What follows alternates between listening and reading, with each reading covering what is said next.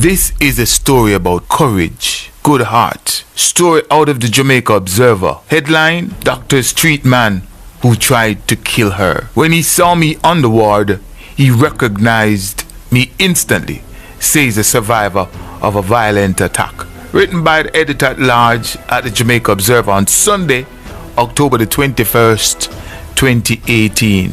Story simply this: it happened 4 years ago, but she would only speak publicly about it now. Imagine how a young doctor running a ward at a local hospital must have felt when she came face to face with the man who had taken out a contract to have her killed as a teenager, which resulted in being shot, her father wounded, and eventually killed in a subsequent attack.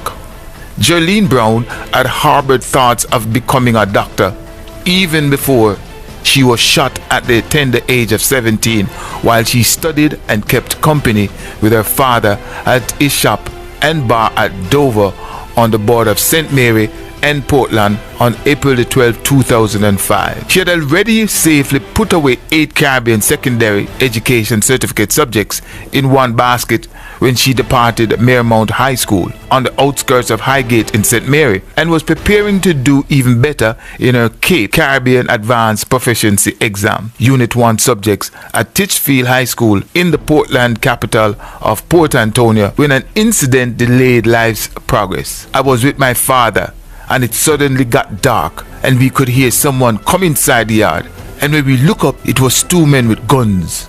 They started shooting and the lights came back on. They had plastic stuff over their faces. My father pushed me to the side and they shot him. I was sitting screaming with the book in my hands right against my chest, screaming. So they shot me first towards my head, and somehow something turned my face, so the bullet grazed my nose. The second shot was right through my maths book.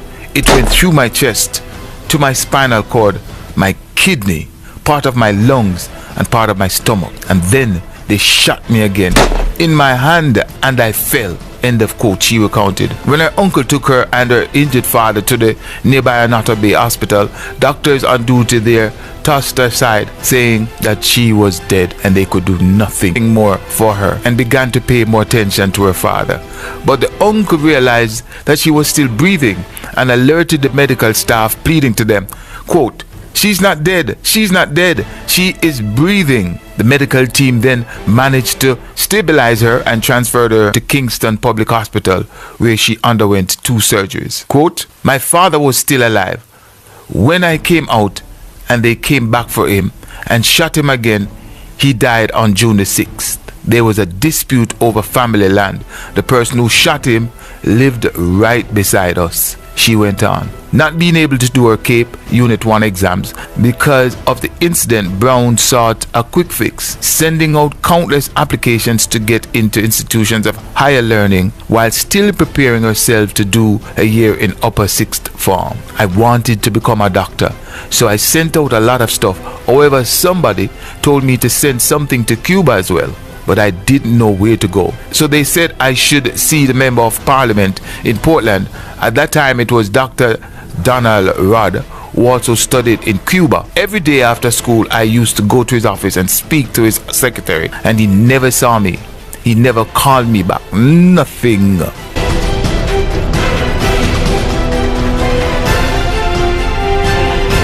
I brought a new application letter to his office every time I went there. One time he locked himself in the office and told them to tell me that he was not there. End of quote. So, after that, I started doing voluntary service at a Nassau Bay Hospital. I spoke with Dr. Ray Fraser, senior medical officer, and he asked me to send my CXC results to him.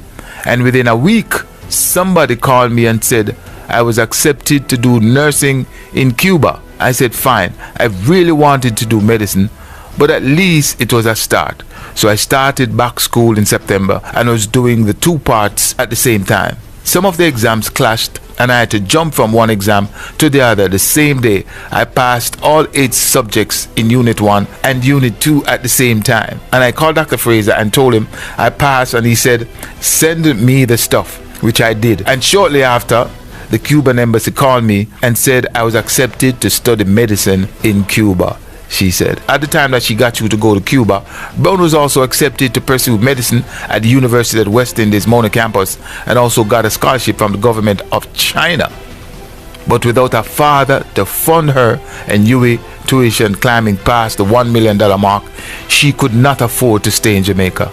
The China trip too, though looking promising, was way too far for her. Opting to journey 90 miles north to the Spanish-speaking socialist island, it soon turned out that life was tougher at that side of the globe. Quote, Cuba was the hardest thing for me in life, harder than being shot, she said, alluding to the limited funding that she had to live off with very little from her own resources in the early stages of her scholarship. Quote, by the first year, I benefited from an insurance policy that my father had put in place, so I had some sort of coverage. It wasn't a lot of money, but for the first and second year, it helped me a lot in school with my traveling, food, etc. But in third year, I almost did not go back to med school because I didn't have any money, and Dr. Fraser put on a fundraiser to get money for me. So that was how I was able to go back, Dr. Brown related. Quote, I saved my stipend, which was given to us a year by the Cuban government, but I still had problems with the food in Cuba because I was not accustomed to it without seasoning, etc. You had to put yourself in a frame of mind that you are going to eat it or die, because I could not afford anything else, end of quote, she explained. Upon completing her medical studies in Santiago de Cuba, Brown was assigned to Cornwall Regional Hospital in September 2013, soon after she arrived in June of that year. A call from Dr. Fraser for her help out at Another Bay Hospital, where, in her estimation, she could prepare to sit her Caribbean Association of Medical Councils, soon led her back to the institution of her birth, a stint that began in January 2014. There she would come face to face with the man she said was behind her father's killing and who engineered the move for her to be shot and almost killed. A convicted drug dealer in England who had been deported from London earlier. Quote, I was the only intern in the medical ward at the Another Bay Hospital that day, so it was hectic for me, end of quote, she reflected. One of my first patients was the person who arranged for my father and I to be shot. He had come into the hospital with a chronic illness, heart failure, kidney failure, liver failure. He was very sick, so he was admitted there, and I used to take care of him by giving him injections, Lasix and other stuff like that. But he was very skeptical and he didn't want me to touch him. But I was the only intern there, so I had to explain to him that I had to do it, Dr. Brown told the Observer. Quote, when he saw me, he recognized me instantly. And the first thing he said was, it's not me who shoot you. You know, don't let people tell it's me shoot you. Quote, so after a time, he started to say he didn't want me to touch him. He didn't want me around him. He didn't want me near him because he didn't want me to poison him. He eventually died in April after he was admitted in March 2014, and people started to say it was me who killed him. So I told Dr. Fraser that I would prefer to leave St. Mary and go to St. Anne or somewhere else because I didn't want them to retaliate, seeing how people are, she said. Quote, I didn't want them to do anything to me. A week after I requested a transfer, I was sent to St. Anne's Bay, and I have spent the last 3 years doing orthopedic surgery at the St. Anne's Bay Regional Hospital and working at health centers in the parish.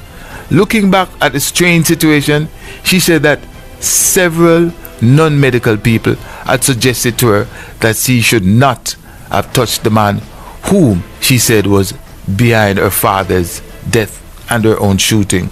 However, she insisted that being the only intern on duty, she had a professional responsibility to look after the patient to the best of her ability and to ensure that he got the best treatment possible.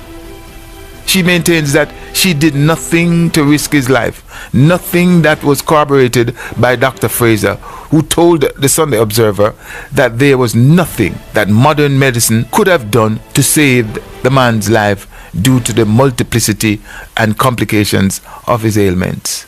Quote, the whole scenario is water under the bridge, end of quote, Dr. Brown stated. Incidentally, the man who was accused of being behind the death of her father, and the attack on her was locked up by the police after the first incident. In a cruel twist of fate, though, her father bailed the accused man, and within 24 hours, her father was shot dead, allegedly by the same connection. Quote, "My father didn't want any strife. He was a peaceful man and wanted the family to live as one.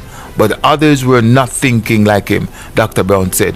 One of the men convicted of shooting her has also died in custody at the Tower Street Adult Correctional Facility. Now, in the midst of the fledgling medical career, she revealed that she has been made stronger by the combination of the violent incidents that have overshadowed her and living in Cuba. As for her being fearful of any semblance of reprisals, she's not perturbed. Quote, "Some people were saying that I poisoned the man, but I did no such thing. I did not receive any threats personally, and I've got over my fears now." Quote, "I am very happy to be helping people now. I am happy I survived the attack. I really wanted to do surgery to be able to assist people the same way how they assisted me by saving my life. But I'm reconsidering that option. Now I would love to do private practice, and I want to do charity work, especially for neglected, abused children. I'm very passionate about that. I would go back to St. Mary to do charity work, not to work at the hospital.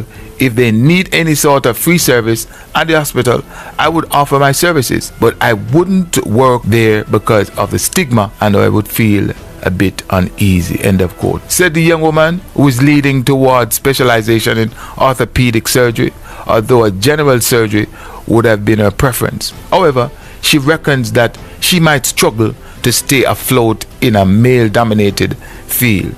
Looking back at her struggles, she gives thanks to one individual who she believes shaped her life. "I am very grateful to Dr. Fraser. I don't think I would have been there without him," she said. What an amazing story. What do you think? This lady, Dr. Brown, so much courage, so much love, perseverance, inspiration. Wow, what a world. This is Ruler Brown